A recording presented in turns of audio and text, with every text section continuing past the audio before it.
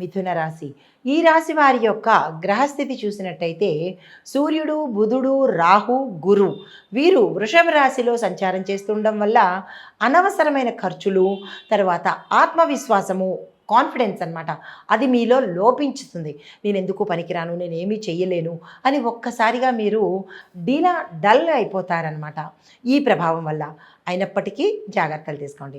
అది శుక్రుడు మేషరాశిలో సంచారం చేస్తుండడం వల్ల ఆశలు నెరవేరే అవకాశము, మీరు ఏదైతే గోల్ అనుకుంటారో అది నెరవేరే అవకాశం కనబడుతోంది. స్నేహితులు మీకు అండగా దండగా బలంగా ఉంటారు.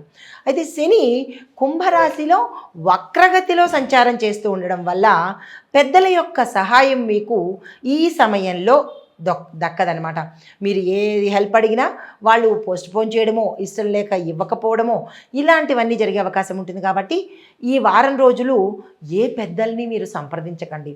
అయితే ప్రయాణాల్లో లేట్ అయ్యే అవకాశం కనబడుతోంది. ఇవాళ అనుకున్నది తర్వాతకు పోస్ట్పోన్ చేయడము, మధ్యాహ్నం అనుకున్నది సాయంత్రానికి వెళ్ళడము, ఇలా మీరు ఏదైతే ప్రయాణం చేయాలని అనుకుంటారో దానిలో లేట్ అయ్యే అవకాశము. మరి శని భగవానుడు లేటే చేస్తాడు కదా. అయితే కుజుడు సింహరాశిలో సంచారం చేస్తూ ఉండడం వల్ల ధైర్యము, ఆత్మస్థైర్యము, గుణాత్మకమైన అంటే క్లారిటీ కలిగిన డెసిషన్స్ తీసుకుంటారు. మీ నిర్ణయాలు సక్సెస్ఫుల్ అవుతాయన్నమాట.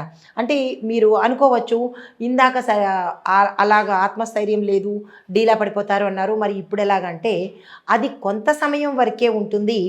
ఈ కుజుడు 3వ ఇంట సంచారం చేస్తున్నాడు అంటే సింహరాశిలోకి వెడుతున్నప్పుడు ధైర్యాన్ని ఇస్తాడు. ఒక్కొక్కసారి అలా అనిపిస్తుంది, వెంటనే మీరు ధైర్యాన్ని తెచ్చుకుంటారనమాట.